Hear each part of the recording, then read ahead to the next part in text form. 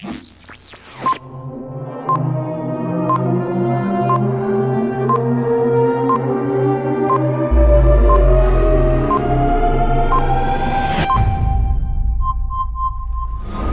اللہ الرحمن الرحیم۔ السلام علیکم پیارے بچوں، کیسے ہیں آپ؟ امید ہے کہ آپ سب خیر و عافیت سے ہوں گے۔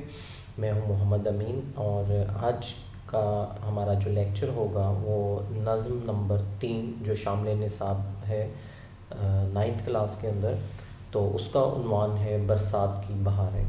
تو نظم کا آغاز کرنے سے پہلے ہم جو ہے وہ شاعر کے تعارف کی طرف چلیں گے۔ شاعر ہے نذیر اکبر آبادی۔ تو اس پہ آپ نے غور کرنا ہے کہ علامت تخلص جو ہے وہ نذیر پر لگا ہوا ہے، اور نذیر الہ آبادی بھی ہیں، اکبر آبادی بھی ہیں۔ تو آپ نے جو ہے وہ اس حوالے سے نام جو ہے وہ ذرا دیکھ لیں تو یہ درست آپشن بھی ہوگی۔ آپ کا سن پیدائش جو ہے وہ 1735 ہے، آپ کا سن وفات جو ہے وہ 1830 ہے۔ نذیر کا اصل نام ولی محمد ہے۔ MCQs: آپ دلی میں پیدا ہوئے، مگر چونکہ عمر کا زیادہ حصہ اکبر آباد میں گزارا، اس لیے اپنے نام کے ساتھ اکبر آبادی لکھتے تھے۔ یعنی کہ اگر میں آپ چاہوں تو آپ سے شارٹ آنسر کویسچن پوچھ سکتا ہوں کہ نذیر اپنے نام کے ساتھ اکبر آبادی کیوں لکھتے تھے؟ تو یہ نسبت تھی ان کی، اکبر آباد میں رہنے کی وجہ سے وہ اپنے نام کے ساتھ اکبر آبادی، یہ نسبتی ہے۔ جس طرح سے لاہور سے لاہوری، ملتان سے ملتانی، قصور سے قصوری، اسی طرح اکبر آباد سے اکبر آبادی۔ تو یہ بھی آپ نے یاد رکھنی ہے بات۔ 12 بھائیوں میں صرف نذیر زندہ بچے، اس لیے ماں باپ کی آنکھوں کا تارا تھے۔ احمد شاہ ابدالی کے حملے کے وقت اپنی ماں اور نانی کو ساتھ لے کر آگرہ پہنچے اور تاج محل کے قریب مکان میں رہنے لگے۔ نذیر کی ابتدائی تعلیم کے بارے میں زیادہ معلومات نہیں ملتی، تاہم وہ عربی، فارسی، ہندی اور ہندوستان کی کئی دوسری زبانیں جانتے تھے۔ ان کا زیادہ مزاج قلندرانہ تھا، بڑے درویشانہ تربیت کے جو ہے وہ طبیعت کے مالک تھے، اور اسی مزاج کی وجہ سے وہ درباروں سے دور رہے۔ درباروں سے مراد بادشاہوں کے درباروں سے وہ دور رہے تھے، کیونکہ درویشانہ طبیعت تھی تو دوسروں کے جیسے عام شاعر اس دور میں ہوتے تھے، بادشاہوں کے جو ہے وہ قصیدے پڑھنے اور پھر جو ہے وہ ان سے داد وصول کرنی، خلت وصول کرنی، تو اس طرح سے جو ہے وہ ان کے مزاج کے اندر یہ باتیں نہیں تھیں۔ نواب سعادت علی خان نے انہیں لکھنؤ بلوایا، وہ نہ گئے۔ اسی طرح برت پور کے رئیس کی دعوت پر بھی ٹھکرا دی۔ متھرا میں کچھ عرصہ، یہ علاقوں کے نام ہیں، ٹھیک ہے، کچھ عرصہ معلم رہے، مگر جلد ہی نوکری چھوڑ کر آگرہ آ گئے۔ کہاں آ گئے؟ Agra, under line. اور 17 روپے، انڈر لائن جی، 17 روپے ماہوار پر لالا بلاس رام کے بچوں کے اتالیق ہو گئے۔ اتالیق استاد۔ نذیر نے طویل عمر پائی، آخری عمر میں فالج کے عارضے میں مبتلا ہو گئے۔ MCQs: فالج، اور اسی بیماری کے باعث انتقال کر گئے۔ اکبر آبادی نے میر و سودا، ناسخ و آتش اور انشاء اور جرأت کا زمانہ دیکھا، مگر اپنی طبیعت کے باعث سب سے الگ رہے۔ ان کی شاعری عوامی ہے، انہوں نے اپنے قرب و جوار کے ماحول، اپنے رسم و رواج اور تہذیب و تمدن کو بڑی عمدگی کے ساتھ اپنی شاعری میں ڈھالا۔ انہوں نے شعر و سخن کے لیے ایسے موضوعات کا انتخاب کیا جن کا تعلق براہ راست عوام الناس، بالخصوص غریب اور مفلس طبقے سے تھا۔ ان کی نظموں میں مناظر فطرت یعنی قدرتی مناظر، مذہبی تہوار جیسے عید، دین وغیرہ ہے، میلے ہیں، سماجی رسوم، میلے ٹھیلوں، جانوروں، حتیٰ کہ پھلوں اور سبزیوں کا جا بجا ذکر دکھائی دیتا ہے۔ انہوں نے اردو نظم گوئی کے دامن کو وسیع کیا، یعنی کہ اردو زبان کے اندر نظم لکھنے کو وسعت دی۔ انہوں نے طویل اخلاقی اور اصلاحی نظمیں لکھیں۔ ان کے علاوہ مناظر فطرت یعنی قدرتی مناظر، جیسے کہ مثال ہے جو نظم ہم آج پڑھنے جا رہے ہیں، برسات کی بہاریں، یعنی کہ برسات کی منظر نگاری اس میں کی گئی ہے، منظر کشی کی گئی ہے۔ موسموں اور تہواروں پر ان کی نظمیں پڑھنے سے تعلق رکھتی ہیں۔ یہ نظمیں ان کے غیر معمولی مشاہدے اور زندگی کے گہرے تجربوں کی عکاسی کرتی ہیں۔ نذیر کی زبان عام فہم اور سادہ ہے۔ ان کی شاعری کا ضخیم کلیات اردو ادب میں بڑی اہمیت رکھتا ہے۔ تو آج کی ہماری نظم برسات کی بہاریں۔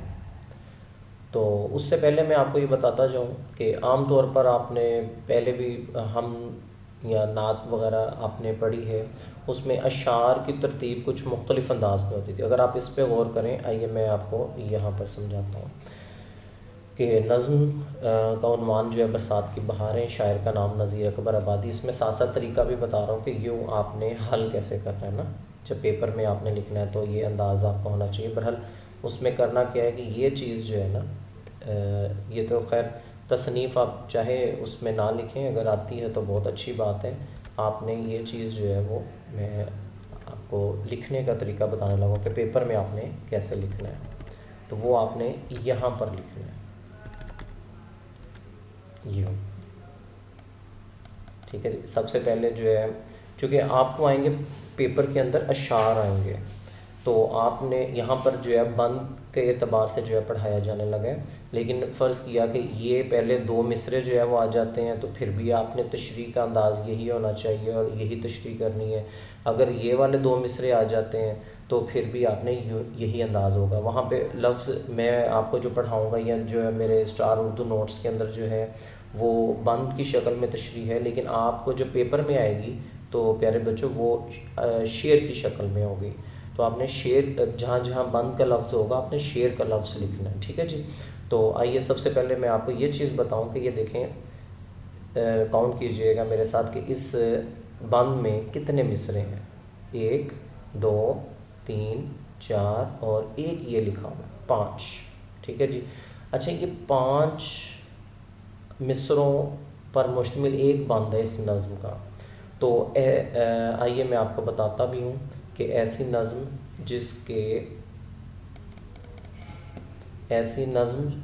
جس کے ہر بند میں 5 مصرے ہوں تو اسے مخمس کہتے ہیں، ٹھیک ہے جی۔ تو مخمس نظم ایسی نظم جس کے ہر بند میں 5 مصرے ہوں۔ کتنے مصرے ہوں؟ 5۔ اچھا، ایسی نظم بھی ہوتی ہے جس کے اندر جو ہے وہ 4 ہوتے ہیں، تو اس کو کہتے ہیں رباعی۔ اور ایک نظم ایسی ہوتی ہے جس کے اندر 6 ہوتے ہیں تو وہ کہلاتی ہے مسدس۔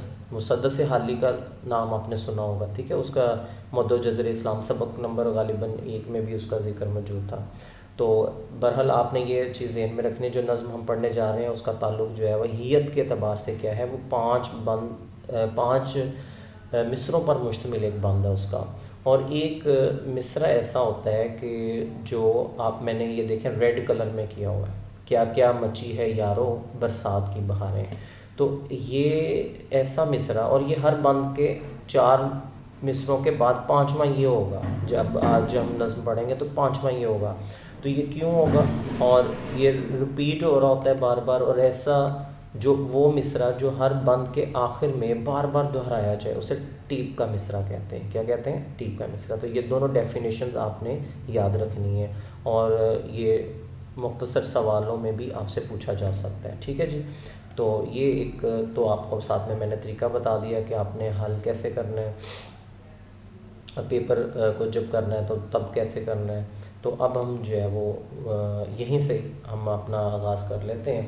تو پہلا جو ہے بند ہے وہ ہے اس ہوا میں کیا کیا برسات کی بہاریں، سبزوں کی لہلہاہٹ باغات کی بہاریں، بوندوں کی جمجماہٹ قطرات کی بہاریں، ہر بات کے تماشے ہر گات کی بہاریں، کیا کیا مچی ہے یارو برسات کی بہاریں۔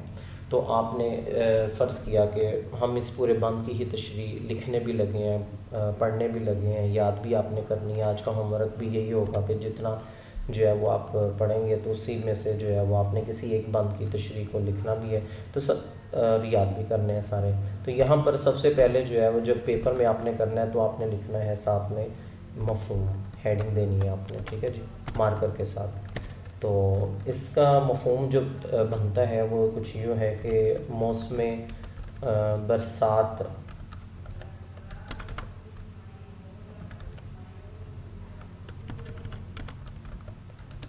کے آغاز میں موجودہ موجود سبزہ اور ترو تازگی ہوا. یہ یاد رکھیے کہ میں پورے بند کا جو ہے وہ مفہوم لکھ رہا ہوں, ٹھیک ہے. تو آپ کو اگر شعر کے حوالے سے آتا ہے تو آپ نے اس کو جو ہے وہ لکھ سکتے ہیں, مختصر بھی کر سکتے ہیں. دلکشی پیدا, یہ صرف میں آپ کو ایک بند کا جو ہے لکھنے کا طریقہ بتا رہا ہوں, باقی انشاءاللہ آپ میں بول کر تو بتاؤں گا ہی, آپ اپنے نوٹ سے بھی ہیلپ لے سکتے ہیں اور مجھ سے بھی پوچھ سکتے ہیں, کمنٹس بھی کر سکتے ہیں. یقیناً آپ نے یہ میرا چینل جو ہے سبسکرائب بھی کر لیا ہوگا. تو یہ اس کے کوئی ایسا کاپی رائٹس نہیں ہے کہ صرف آپ ہی پڑھیں. تو یہ تمام پنجاب کے تمام جو ہے وہ اسٹوڈنٹس کے لیے میں کام کر رہا ہوں, خصوص آپ لوگوں کے لیے, لیکن اس سے ہر کوئی جو ہے وہ فائدہ اٹھا سکتا ہے. تو اس سلسلے میں آپ اس کو شیئر بھی کر سکتے ہیں, ٹھیک ہے جی. چمک و دمک, چمک دمک ہے.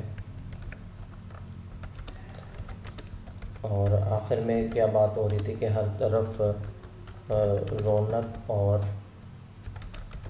برسات کی بہاروں کی دھوم مچی ہوئی ہے. اب آخر میں آپ اندازہ لگا لینا کہ یہ لکھا ہوا ہے کیا کیا مچی ہے یارو برسات کی بہاریں.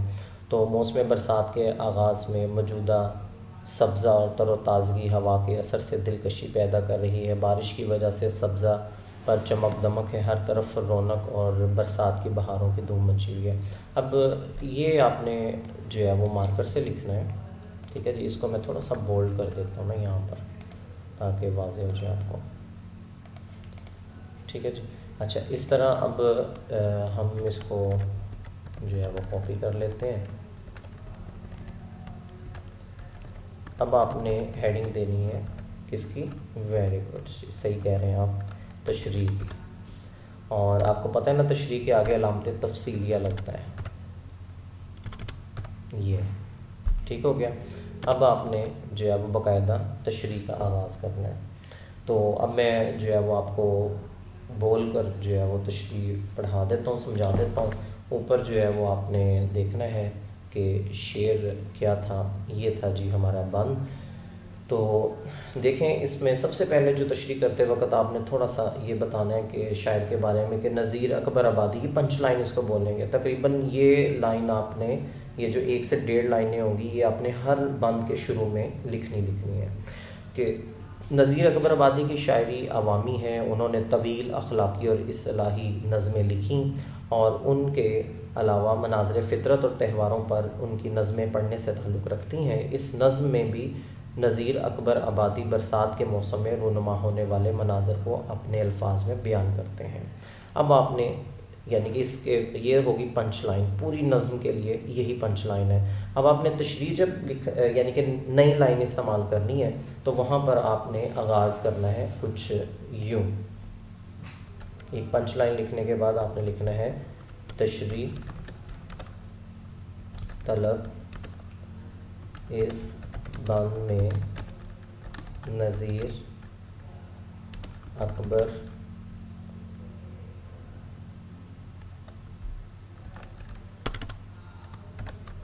آبادی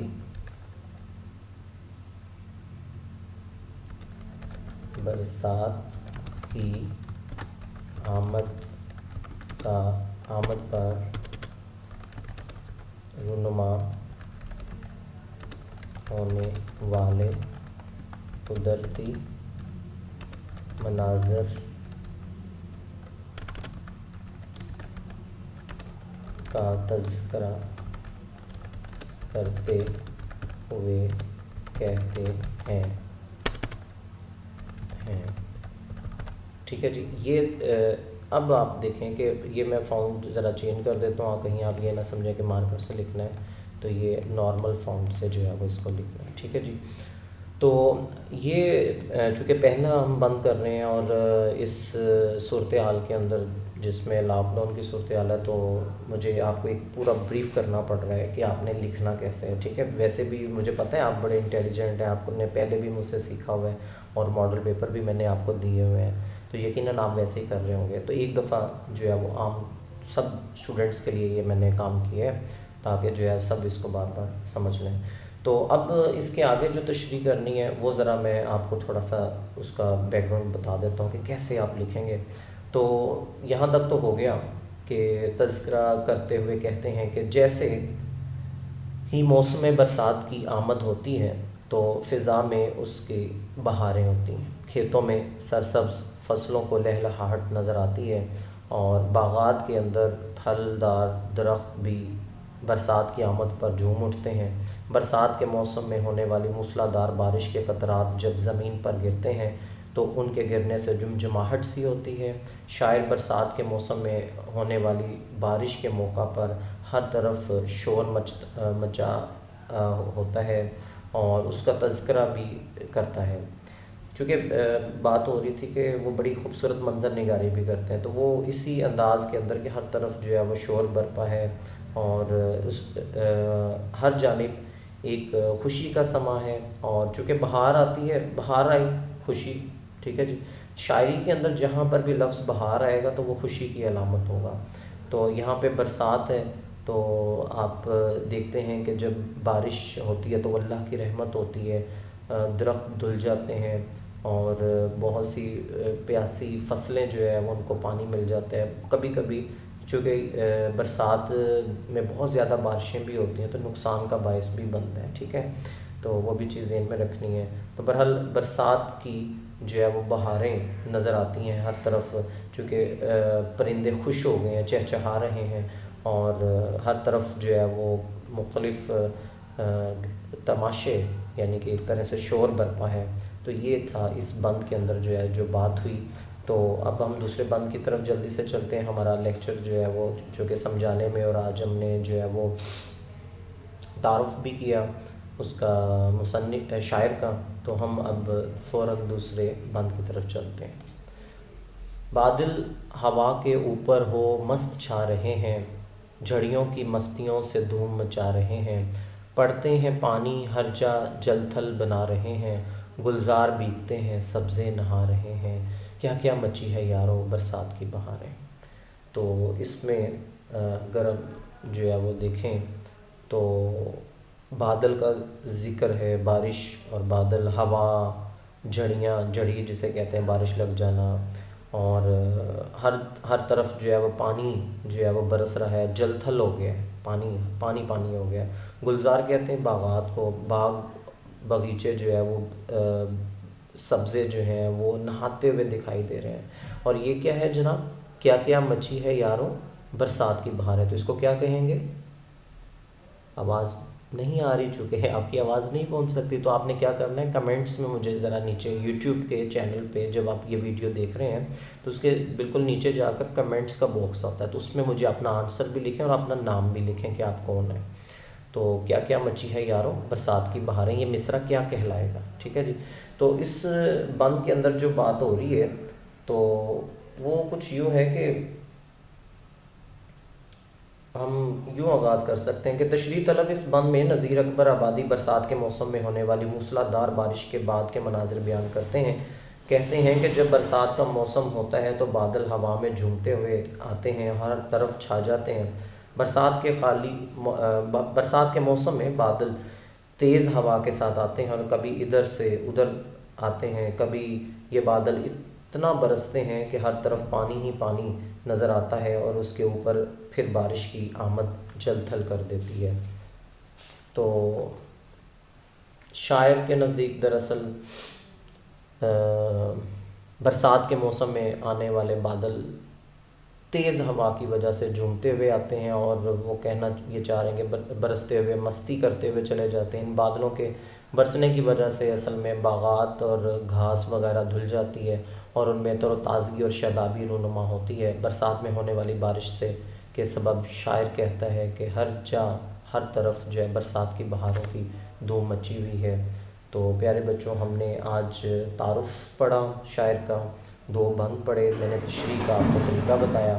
آپ نے کرنا کیا ہے کہ ان دونوں بند میں سے اپنی مرضی سے کسی ایک بند کی جو ہے وہ آپ نے تشریح لکھنی ہے اپنی کاپیز کے اوپر. ٹھیک ہے جی. اور اس کے ساتھ ہی مجھے یعنی کہ محمد امین کو اجازت دیجیے. انشاءاللہ اگلے لیکچر میں آپ سے دوبارہ ملاقات ہوگی کل. اور خوش رہیں، خوشیاں بانٹیں. خوشیاں بانٹنے سے مزید خوشیوں میں اضافہ ہوتا ہے. اللہ حافظ.